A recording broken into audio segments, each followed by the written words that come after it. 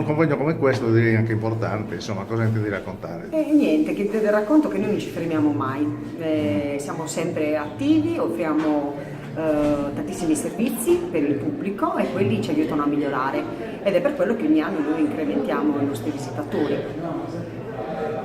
Normalmente cosa chiedono? Quelli che vengono dall'estero, per esempio, cosa chiedono? Te Allora, lo chiedono sono molto esigenti per quanto riguarda... tu gli rispondi in inglese, presumo, vero?